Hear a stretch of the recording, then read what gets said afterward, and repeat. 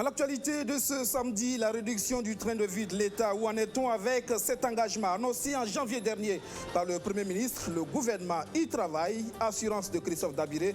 Vous l'entendrez dans ce journal.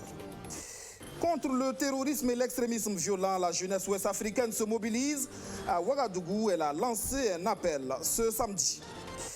Dans ce journal également, nous irons à Bakou en Azerbaïdjan. Retour sur la victoire du Burkina Faso à la 43e session du Comité du patrimoine mondial de l'UNESCO. Le pays des hommes intègres a réussi à inscrire les sites de métallurgie ancienne du fer.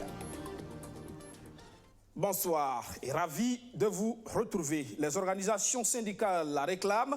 Le Premier ministre Christophe Dabiré l'avait promis depuis janvier, mais la réduction du train de vie de l'État tarde à venir. Que se passe-t-il exactement? Pourquoi le gouvernement a du mal à tenir cet engagement? Le chef de l'exécutif a été interpellé hier sur le sujet. Je vous propose de l'entendre. Le gouvernement s'est réuni la dernière fois pour essayer d'examiner les conclusions de l'évaluation qui a été faite dans la mise en œuvre des différents points qui ont fait l'objet d'instructions de la part du chef de l'État. Et c'est ainsi que nous avons constaté, par exemple, pour la remise à plat des rémunérations des fonctionnaires ou des agents publics de l'État, nous avons constaté que le dossier a largement avancé.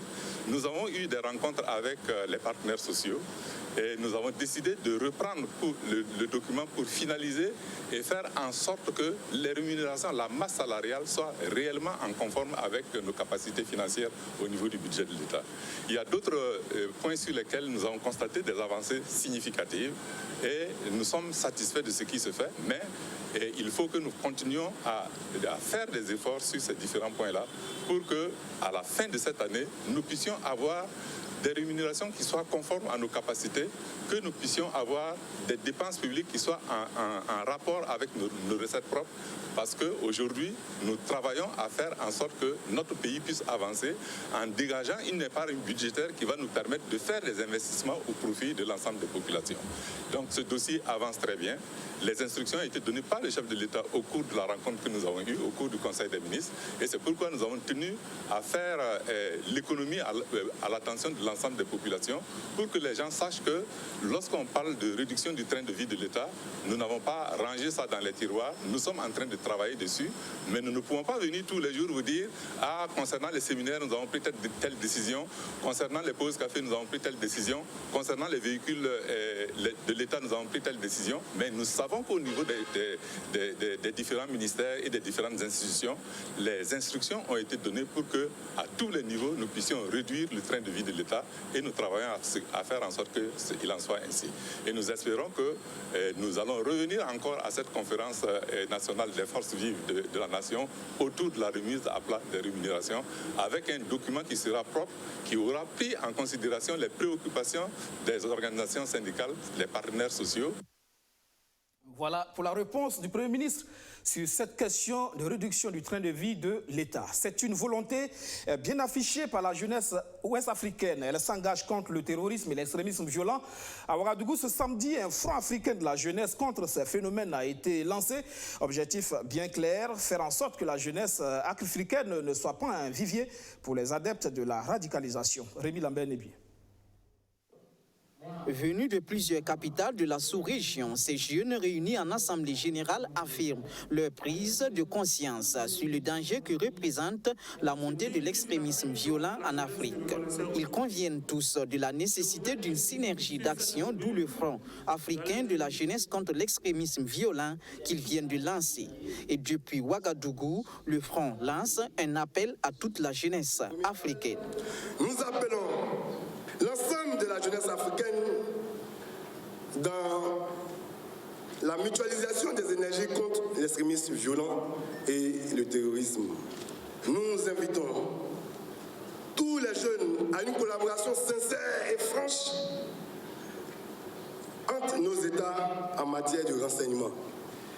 Nous appelons la jeunesse africaine dans son entièreté à se départir de toute forme d'expression violente portant atteinte à l'intégrité physique ou morale des personnes ou de groupes de personnes et de toutes sortes de discussions de biens publics et privés. Ces jeunes affirment également leur détermination à tout mettre en œuvre pour couper l'embryon de l'extrémisme violent en Afrique. Il va falloir que nous allions sur le terrain, sensibiliser nos camarades jeunes à travers plusieurs actions de mobilisation. Et puis aussi, nous avons bien voulu que des actions de développement soient aussi organisées afin d'attirer ou d'occuper sainement nos jeunes pour ne pas que ces jeunes soient le vivier de ces prédateurs-là. Ce mot d'ordre a été communiqué à l'ensemble des délégations venues de la Côte d'Ivoire, du Bénin, du Ghana, du Mali, de la Guinée, du Burkina Faso et bien d'autres pays de l'Afrique de l'Ouest. C'est vrai qu'actuellement, la Guinée, nous ne sommes pas confrontés à ces problèmes, mais on aime souvent dire que si ton voisin a des problèmes, donc il faut faire tout pour que tu puisses l'aider à arranger ces problèmes, sinon ça va se répercuter ce soir. Et nous aussi, une fois au pays, nous ferons tout pour organiser des conférences, des activités, pour engager la jeunesse guinéenne, pour qu'ils puissent accompagner l'ensemble de la jeunesse africaine et que dans un meilleur temps ou bien dans un bref délai, que nous puissions éradiquer ce fléau-là dans notre continent. Il faut dire qu'en tant que mouvement étudiant, c'est de sensibiliser la quasi-totalité des jeunes, parce qu'à un certain âge, on ne peut plus se rendre coupable d'un acte de terrorisme. Et donc, c'est de sensibiliser les jeunes à la bonne cause, de sensibiliser toute cette jeunesse africaine, étudiantine et scolaire, de pouvoir conjuguer le verbe du développement réel et non d'aller vers ces organisations terroristes qui permettent encore à l'Afrique de pousser 2 pas en arrière. Pour sa première année d'action, le flambeau a été remis à la Côte d'Ivoire qui devra coordonner les actions du front afin que des mailles contre le terrorisme soient tissées à travers l'Afrique tout entière. Une interrogation dans ce 19h30 que nous réservent les mois de juillet, août et septembre en termes de prévisions saisonnières. Des cumuls pluviométriques, l'Agence nationale de la météorologie du Burkina a recueilli et analysé les données. Elle parle de situation normale à déficitaire sur la majeure partie du territoire. Alfred Chouye. Les dynamiques au sein des océans et l'évolution des indicateurs atmosphériques observés au mois d'avril avaient permis à l'Agence nationale de la météorologie de faire des prévisions sur la pluviométrie pour les périodes juin, juillet, août et juillet, août, septembre. Des prévisions mises à jour et dont les nouveaux résultats ont été livrés ce 5 juillet. Au mois de mai, on prévoyait une situation normale à tendance excédentaire et avec le changement au niveau des indicateurs au niveau des bassins océaniques, et la mise à jour dit que nous aurons une situation normale à tendance déficitaire sur la majeure partie du pays, exception faite de la partie sud-ouest et ouest du pays où il est attendu une situation déficitaire à tendance normale, ce qui confirme ce qu'on avait dit au mois de mai. En clair, il est prévu au cours de la période juillet-août-septembre une situation normale à déficitaire sur la majeure partie du territoire. Les parties ouest et sud-ouest devraient s'attendre à une situation déficitaire anormale pour les mêmes périodes. Ces prévisions ne sont pas sans conséquences sur les activités agricoles. Le forum avait été organisé. Si vous avez une bonne répartition au niveau de la saison, on aura de bonnes récoltes. Et surtout, nous savons que lorsqu'il y a des séquences sèches longues pendant la phase de floraison qui est la période critique des plantes, la production se voit en tout cas réduite. Par contre, si pendant cette phase critique-là, il n'y a pas de séquence sèche longue, nous pouvons nous attendre à une saison avec des productions agricoles en tout cas acceptables ou sinon bonnes. Maintenant, ce qu'il y a à signaler, c'est que nous, pour les prévisions que nous venons de donner, nous nous attendons plutôt à une fin de saison qui soit normale à tendance précoce, alors qu'initialement au mois de mai, nous avions dit que la fin de la saison allait être normale à tendance tardive. Face au risque de sécheresse dans certaines localités, il est recommandé de privilégier les espèces et variétés résistantes au déficit hydrique et de promouvoir les activités génératrices de revenus. Quant au risque d'inondation, il est recommandé de curer les caniveaux et d'éviter l'occupation anarchique des zones inondables. En rappel, la période climatologique de référence est celle de 1981 à 2010. Le budget de subvention 2019 de la coopération autrichienne est disponible et n'attend plus que les projets de développement de ces zones d'intervention. Le bureau de la coopération autrichienne à Ouagadougou a procédé hier au lancement de l'appel à soumission de projets. C'est une enveloppe de plus de 2 milliards de francs CFA qui attend les projets ayant pour objectif d'accroître les revenus des jeunes et des femmes de 5 régions du Burkina Faso. Rémi Lamé-Nébi. La coopération autrichienne voit en la décentralisation une meilleure politique pour impulser le développement durable des populations à la base. À travers le projet Touma, financé grâce au Fonds fiduciaire d'urgence de l'Union européenne, elle entend élargir les perspectives d'emploi des jeunes et des femmes de 15 à 35 ans en milieu rural. 5 régions sont visées par le projet Touma et dans ces régions, le projet veut œuvrer à l'augmentation des revenus de ces couches cibles. Le projet Touma, c'est cofinancé par l'Union européenne, par 8 millions d'euros et par la coopération autrichienne pour le développement par 2 millions d'euros.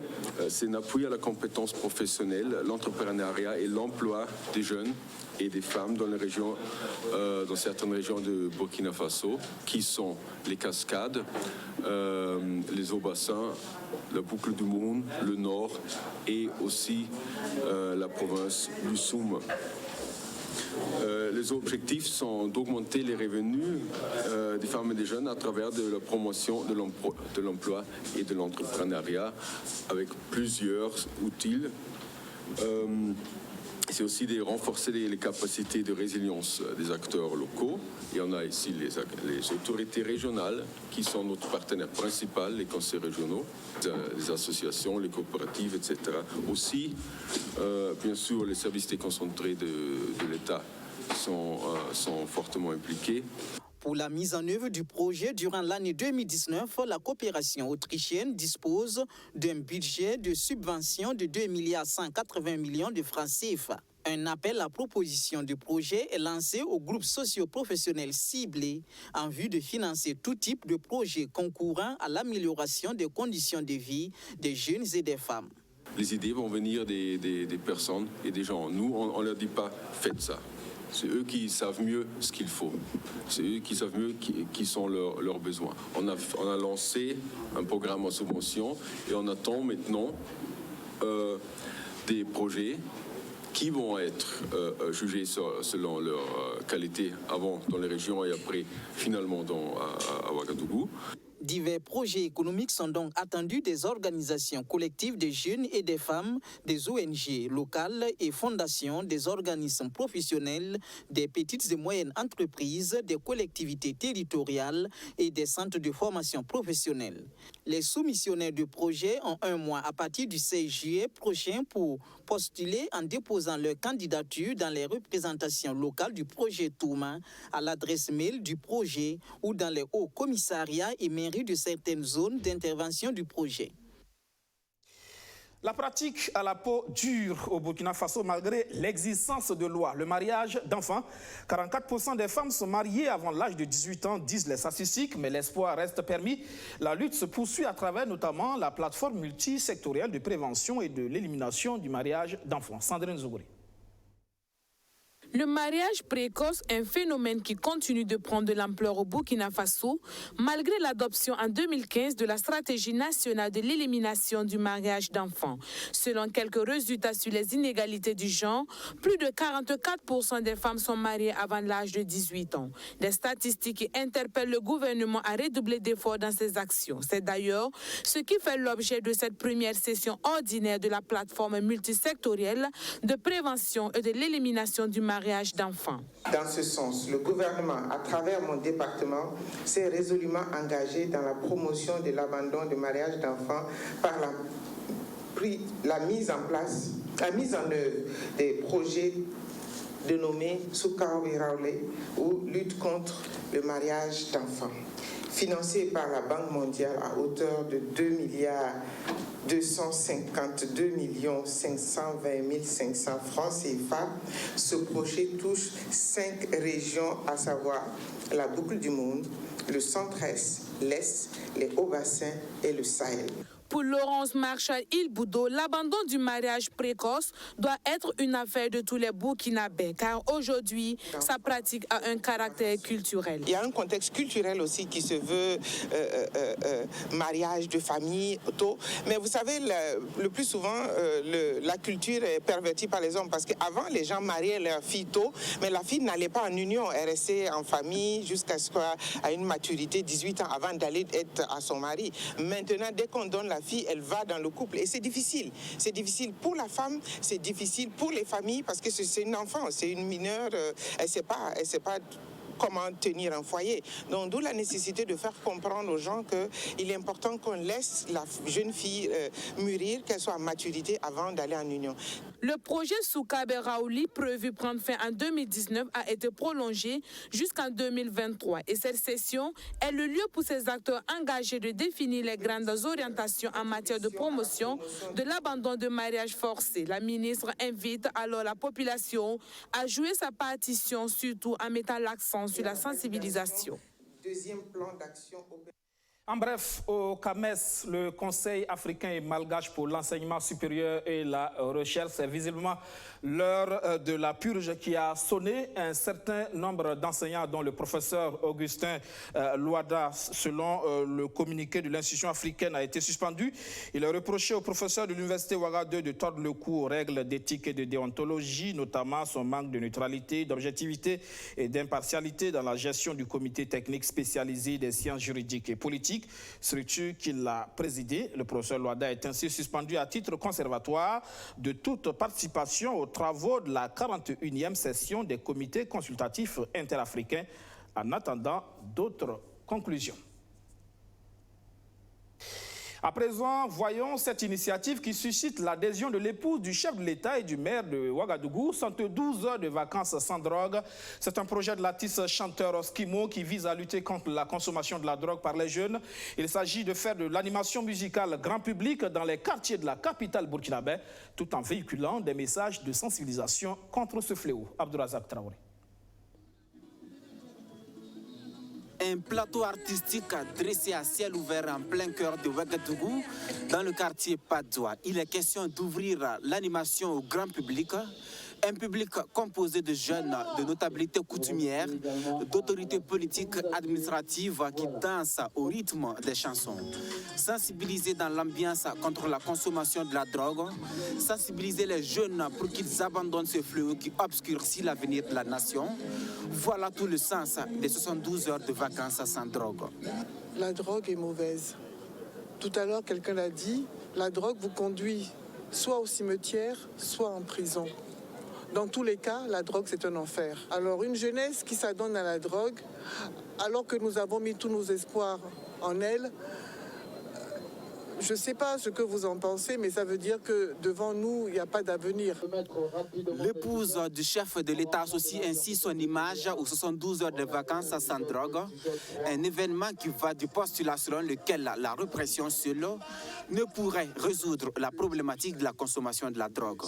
C'est vrai qu'on n'a pas les moyens, mais on essaye de faire quelque chose parce que les moyens ne vont pas quitter au ciel tomber tant qu'on ne va pas se battre pour aller vers les moyens. Voilà. Donc, ce combat, elle est noble parce que ce n'est pas la répression aussi qui peut faire finir la drogue. Si on doit enfermer les gens chaque jour que Dieu fait, si on doit, je ne sais pas, mais il faut sensibiliser parce que parfois les jeunes même, moi je connais des jeunes de 10 ans, 12 ans. Un enfant de 12 ans, il est maniable à tout moment. Voilà, donc il faut sensibiliser. Avec cette sensibilisation, nous allons y arriver. Le bourgmestre de la ville de Ouagadougou, lui, est plutôt séduit par le thème de cette 6e édition. Un thème qui met au cœur de l'événement la cohésion sociale. Parce que mettre la drogue, la lutte contre la drogue et la cohésion sociale au centre de son intérêt de mouvement, c'est une chose qui est vraiment très louable. Il faut dire que le fléau le plus grand de notre cité, c'est la drogue, c'est l'alcool frélaté, c'est les débuts de boissons en désordre. Et son mouvement nous interpelle. Ça nous interpelle, nous, en tant que responsables. Du 4 au 7 juillet 2019, plusieurs animations musicales avec des messages de lutte contre la consommation de la drogue sont prévues dans les quartiers de la capitale burkinabé. Sawadogo Dioskimo, promoteur donc de cette activité. Retour dans ce journal sur la victoire hier du Burkina Faso à la 43e session du comité du patrimoine mondial de l'UNESCO. Le pays des hommes intègres a défendu et réussi à inscrire les sites de métallurgie ancienne du fer sur la liste du patrimoine mondial. Scène de joie à Bakou, en Azerbaïdjan, avec notre envoyé spécial Roméo Koïta. Bakou, capitale de l'Azerbaïdjan, surtout célèbre pour sa cité médiévale, en témoignent ses bâtiments qui gardent toujours leur allure moyenâgeuse. C'est dans cette grande métropole que se tient ce qu'on pourrait appeler la Coupe du monde de la culture. La 43e session du comité du patrimoine mondial de l'UNESCO. Une compétition à laquelle le Burkina Faso a bien tiré son épingle du jeu. En témoignent ces scènes de liesse de la délégation burkinabé dans la salle de conférence après l'annonce du verdict final. Le drapeau burkinabé flotte fièrement dans la salle de conférence de Bakou. Les sites de métallurgie ancienne du fer intègrent officiellement la prestigieuse liste du patrimoine mondial de l'UNESCO, ce qui porte désormais à 3 le nombre de biens burkinabés sur la liste de l'organisation.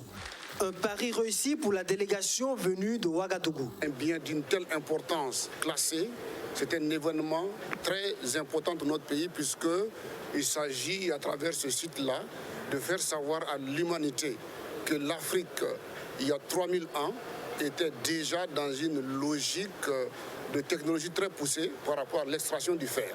Alors, par ces temps qui courent, il est toujours rappelé que l'Afrique n'est pas rentrée dans l'histoire, mais ce type de bien nous permet de révéler aux yeux de l'humanité que ce n'est pas nos ancêtres directs, mais en tout cas, les premières personnes à peupler l'espace Burkina Faso étaient déjà dans une dynamique industrielle qui leur permettait d'aller chercher du fer à partir de la technologie des fours que nous avons montré ici.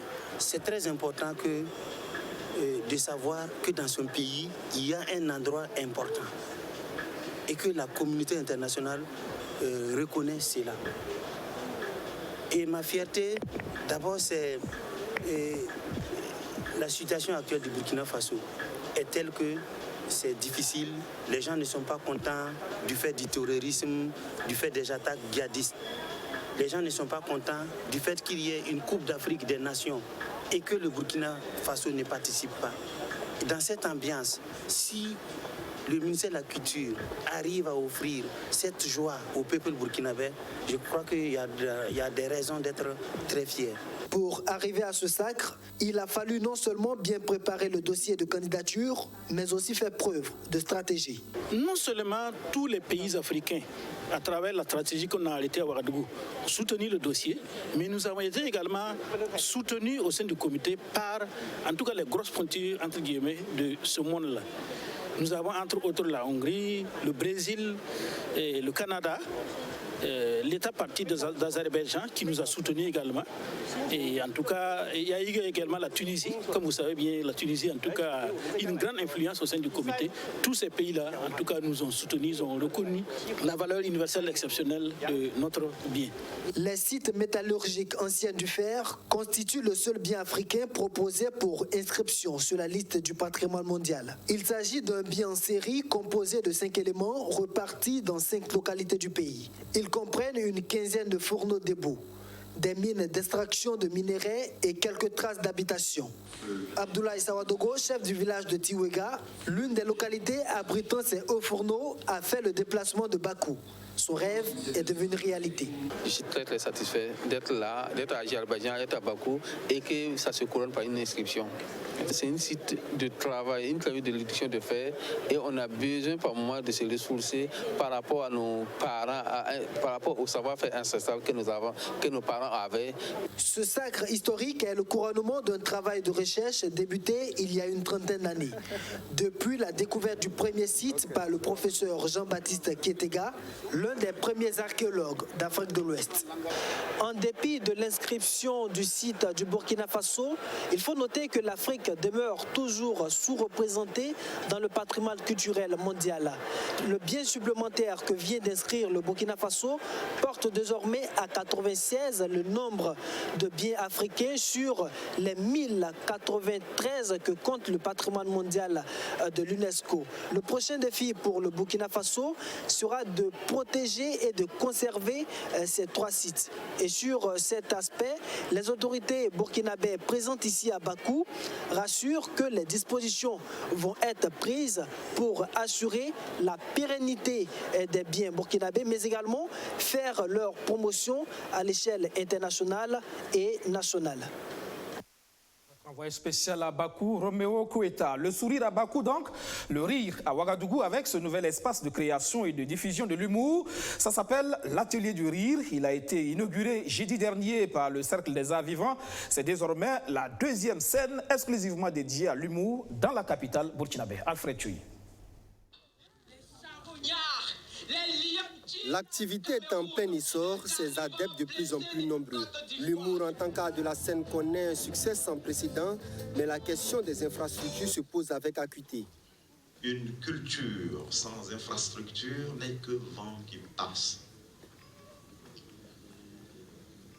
Nous sommes donc tenus de féliciter le Cercle des Arts Vivants et son promoteur, M. Gérard Ouedraogo, et toute son équipe, pour avoir contribué à faire en sorte que notre culture ne soit plus qu'un vent qui passe, mais qu'elle soit une sève vivante qui se transmet, qui se diffuse, qui se partage avec nos populations. L'Atelier du Rire se propose donc d'être un espace de formation, de création et de diffusion de l'humour, unité de son Excellence Gérard. D'abord, nous allons permettre aux professionnels de venir partager leurs expériences avec les jeunes et nous allons créer une sorte de synergie avec les autres structures parce que seul on ne peut pas. Les spectacles vont tourner, nous allons permettre à des producteurs de venir découvrir des jeunes talents parce que si un humoriste est bien formé, ça fait gagner toute une production, les managers, les salles, etc. L'Atelier du Rire porte à 2 le nombre d'espaces exclusivement dédiés à l'humour, de quoi réjouir les praticiens. Un centre pour promouvoir l'humour, c'est un rêve qui a été réalisé et par un de nos collègues. Vraiment, il n'y a rien de tel. Déjà, on voit des centres partout et tout ça, mais spécifiquement l'humour, il n'y a pas quelque chose qui fait chaud au cœur que ça. Ce centre, disons, est en tout cas le bienvenu. Nous sommes très contents en tant qu'humoristes de voir un centre pareil en tout cas s'ouvrir. C'est encore un plus pour nous. Inauguré le 4 juillet dernier, l'Atelier du Rire est situé au quartier Gunguin de Ouagadougou. Les activités au sein de cet espace sont portées par le Cercle des Arts Vivants. Le sport, des nouvelles de la Coupe d'Afrique des Nations avec la victoire du Nigeria et l'élimination du champion en titre, le Cameroun. 3-2 en faveur des Super Eagles qualifiés pour les quarts de finale. Je vous propose d'entendre l'entraîneur du Nigeria. Avec Gernot Rohr, l'entraîneur du Nigeria. Alors coach, vous avez joué difficilement contre Madagascar. Aujourd'hui, vous vous retrouvez en gagnant face au Cameroun. Quel a été le discours vraiment? Je suis surtout heureux pour tous ceux qui ont perdu le match contre Madagascar et qui n'ont pas pu jouer. On avait fait tourner l'équipe comme il est de coutume et ces garçons-là, malheureusement, ont perdu ce match. On a été assez malheureux. On était heureux pour Madagascar quand même parce qu'ils se sont bien battus. Mais aujourd'hui, c'est un autre match. On était qualifié l'autre jour et on voulait se qualifier aujourd'hui. Ça n'a pas été simple parce que le Cameroun, évidemment, a une belle équipe aussi, avec des joueurs qui ont joué en Champions League, que nous n'avons pas. Mais je pense qu'on a été la meilleure équipe sur l'ensemble. On a produit un bon football. Il y a eu ce relâchement en fin de première mi-temps qui nous a coûté les 2 buts, alors qu'il n'y avait pas de tir sur notre but à ce moment-là. Mais on a su bien se réorganiser, se remotiver à la mi-temps pour finalement s'imposer imposé. Je crois que c'était un beau match de football. Oui, mais une première partie quand même assez difficile pour vous. À la mi-temps, quel a été vraiment ce mot qui a changé tout? À la mi-temps, on s'est réorganisé au milieu du terrain parce qu'il y avait toujours un adversaire de libre et on a fait au fait un 3 contre 3 avec un marquage plutôt individuel. Iwobi a pris quelqu'un aussi défensivement et pas seulement le pressing offensif et on était mieux et on y a cru. Je crois que la motivation et aussi la confiance et la fraîcheur physique, on a beaucoup travaillé physiquement dans la semaine. On avait 2 jours de plus aussi que l'adversaire, ça nous a aidé et on était chez nous ici sur ce terrain, notre 4e match. Oui, pour la suite, ça peut être soit l'Égypte ou l'Afrique du Sud, probablement un quart de finale Nigeria contre le pays organisateur. De toute façon, ce sera un beau match. Aujourd'hui déjà, c'était un beau match. Je pense qu'on s'est tous régalés. C'était un peu tendu parce qu'on voulait absolument gagner. Mais quel que soit notre adversaire, ça sera un très beau match pour les quarts de finale. Merci, coach. Merci à vous. Voilà, fin de cette session d'information. Merci de l'avoir suivi. Demain, dimanche, 18h, Sufa de Vérité s'intéresse à la situation des réfugiés vivants au Burkina Faso. Le porte-parole est notre invité. À 19h30, l'équipe du dimanche vous retrouve pour le 7 Info, l'essentiel de l'actualité de la semaine décrypté par nos invités. Excellent week-end et à demain.